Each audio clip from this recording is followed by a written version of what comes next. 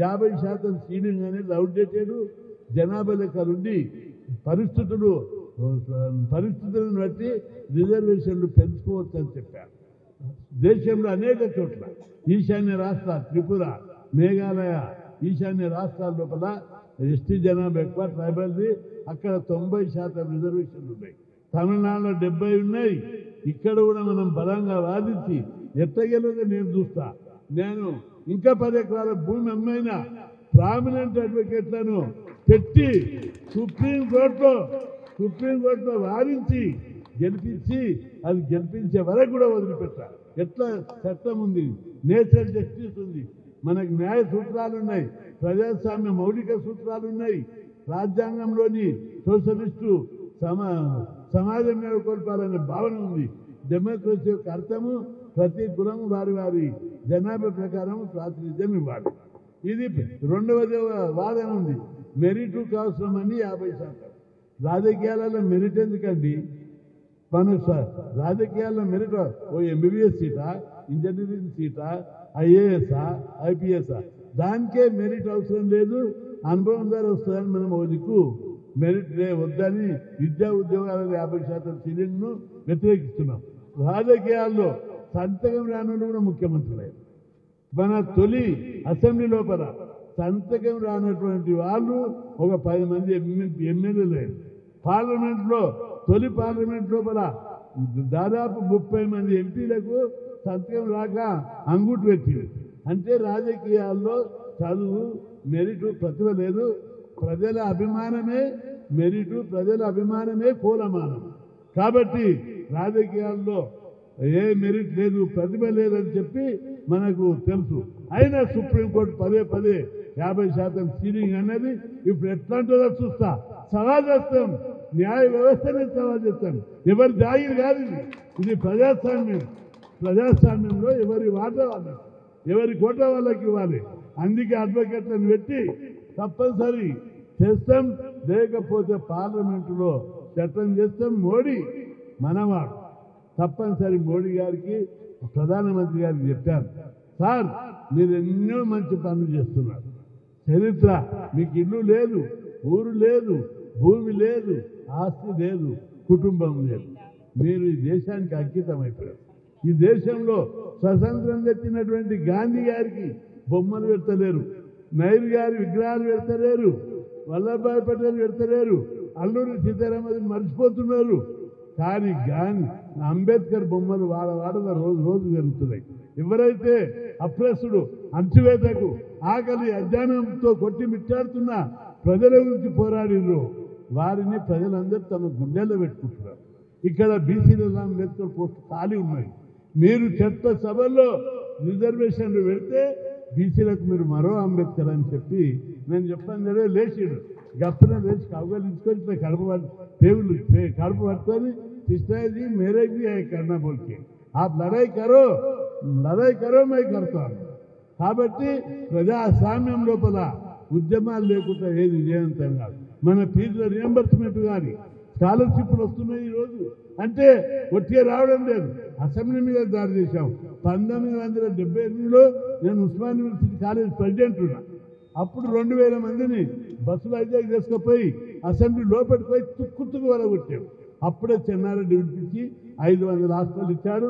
అంచెలుగా ఈరోజు దేశంలో ఎక్కడ లేని విధంగా 6000 హాస్టల్ వచ్చాయి. ఇప్పుడు వలగొట్టమని కాదు నేను అనేది, ఉద్యమాలు మిలిటెంట్ ఉద్యమాలు చేస్తేనే ప్రభుత్వాలు ఉన్నాయి. 1982లో డిసెంబర్ 21 నాడు 4000 మందితోటి తెలుగు సంక్షేమ భవన్ దాడి చేసి కార్లు బస్సులు ధ్వంసం చేసి ఉద్యమాలు చేస్తే అప్పటి ముఖ్యమంత్రి విజయభాస్కర్ రెడ్డి గురుకుల పాఠశాలలు పెట్టారు.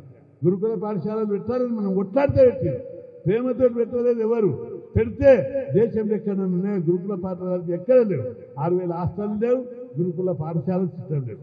ఆ విధంగా మనం అన్ని పోరాడి సాధించడం. అంతేకాదు ఫీజు రియంబర్స్మెంట్ కావాలని చెప్పి 5 రోజులు నేను నిరాహార దీక్ష చేశా, అమర నిరాహార దీక్ష. నేను కూడా ఇప్పుడు కూడా అమర నిరాహార దీక్ష చేయాలని ఉన్నది నాకు. ఎప్పుడు చేయాలి? చట్టసభలో రిజర్వేషన్ల కోసం అమర నిరాహార దీక్ష చేద్దామని డిసైడ్ చేసుకొని ఉన్నా. ఇక్కడ చేయాలన్నా, పార్లమెంట్ ఆవరణలో చేయాలన్నా, ఢిల్లీలో చేయాలన్నా, అవన్నీ తర్వాత డిసైడ్ చేస్తాం. కాకపోతే ఏదైనా ఒక గొప్ప చరిత్ర సృష్టించాలంటే కొందరు త్యాగాలు చేసేదాకా కాదు, తప్పనిసరి త్యాగాలు చేద్దాం. ఈ స్థానిక సంస్థల రిజర్వేషన్ల విషయంలో ముఖ్యమంత్రి గారు మీరు కొన్ని మంచి నిర్ణయాలు తీసుకుంటారు. మొన్న మా సోదరుడు అంగశ్రీ గారి పాడే పోస్తే మంచి హృదయం ఉన్నదని మేము అనుకున్నాం. అదేవిధంగా ఇంకా అనేక విషయాల్లో కలిసి వస్తున్నాం, బాగానే ఉంది. మరి ఇక్కడ ఎందుకు నీ హృదయం కలుగుతలేదు? ఇప్పటికీ చాలా కులాలు బీసీ లోపల 140 కులాలు ఉంటే 100 కులాలు వార్డు మెంబర్ కూడా కాలేదు, 100 సర్పంచులు కూడా కాలేదు. అంత పేద కులాలు, బిచ్చగాళ్ళు ఉన్నారు, అడుక్కతిన వాళ్ళు ఉన్నారు, సంచార జాతులు ఉన్నారు. వాళ్ళు సర్పంచులు కావద్దా? మీ జాయిరా అగ్రకులాలకి ఇది. కాబట్టి ఖచ్చితంగా మీరు మనసు మార్చకపోతే మారుస్తాము, మార్చినాము, అనేక మందిని మార్చినాము, మిమ్మల్ని కూడా మారుస్తాము. ఒకసారి జయపాల్ రెడ్డి గారు చెప్పారు నాతో, మంచి ఫ్రెండ్ ఆయన ఉద్యమాలలో, కృష్ణయ్య గారు మీరు బాగా టీడీపీలో సీఎం క్యాండిడేట్ అన్నప్పుడు బాగా కలిసి తిరుగుతున్నారు, మీ రేవంత్ రెడ్డి మాకు బంధువు అవుతాడు, ఆయన మామూలు నియంత కాదు, ఇది చాలా పెద్ద, కేసీఆర్ కంటే 3 రెట్లు ఎక్కువ ఉంటారు. నిజంగా కేసీఆర్ దయామయుడు, ఆయన దయాదేవుడు. ఎందుకంటే అనేక విషయాల లోపల ఉద్యమాలు చేస్తుంటే కేసీఆర్ ఏమన్నాడు తెలుసా? కృష్ణయ్య మంచోడయా, నిజాయితీపరుడు, నిబద్ధత ఉన్నది, ఆయన కోసం చేస్తున్నాడా, ఆయన ఎక్కువ సతాయిస్తుందని పోలీసులకు కూడా చెప్పాడు. అప్పుడు నా మనసు కరిగింది, ఆయన నిజంగా దయాదేవుడు. ఇప్పుడు ఈయనట్లు చేయాలి. మేము ఇంతైనా ఉద్యమాలు చేస్తున్నాం, ఎందుకు నీ మనసు కలుగుతలేదు? కరగకపోతే కరిగిస్తాం. ఎట్టి పైసలు మాకు వద్దు, బిచ్చం వద్దు, మా హక్కాది, రాజ్యాంగబద్ధమైన హక్కు. అంబేద్కర్ రాష్ట్ర రాజ్యాంగం పీఠికనే ఉన్నది. మాకు వాటా ఇచ్చే వరకు మేము కూడా భారత మాత బిడ్డలం. మేము విదేశాల నుంచి రాలేదు, ఈ దేశ మూలవాసులు, ఈ దేశ భూమి పుత్రులం. మా వాటా మాకు ఇవ్వాలి. ఓ కుటుంబంలో తల్లిదండ్రుల బిడ్డలకు 4 పిల్లలుంటే 4కు సమానమైన వాట. మాకెందుకు వాటాలి? ఆ 76 ఏళ్ళు మా వాటా మీరే తిన్నారు, మీ వాటా మీరే తిన్నారు.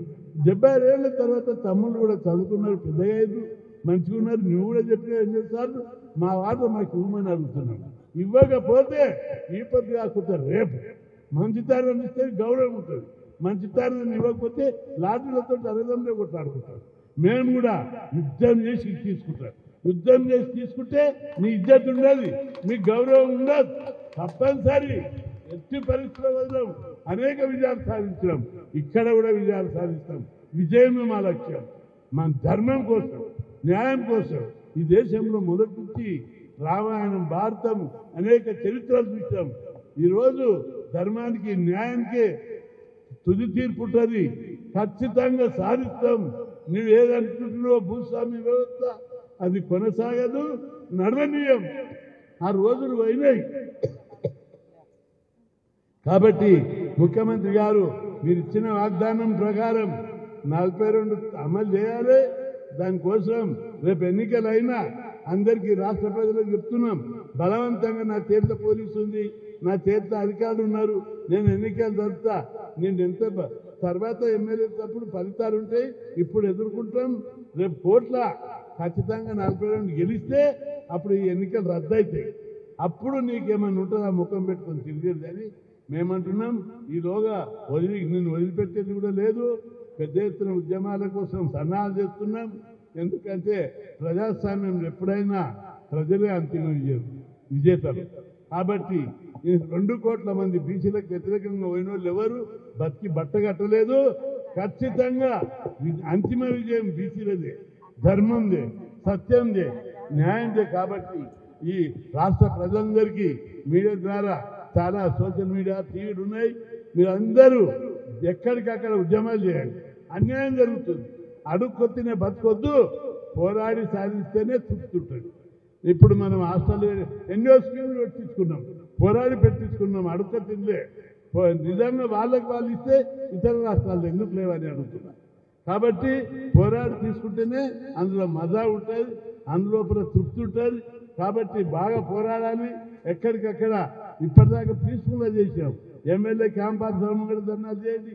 కలెక్టర్లు ఏం చేస్తారు పాపం, ఆఫీసర్లు వాళ్ళ దగ్గర ఇప్పటిసారి ఫీజుల కోసం, రిజర్వేషన్ల కోసం 10 సార్లు ధర్నాలు చేశారు, ముట్టడి చేశారు. వాళ్ళు ఒకటే అంటారు, మా చేతి ఏమున్నదని.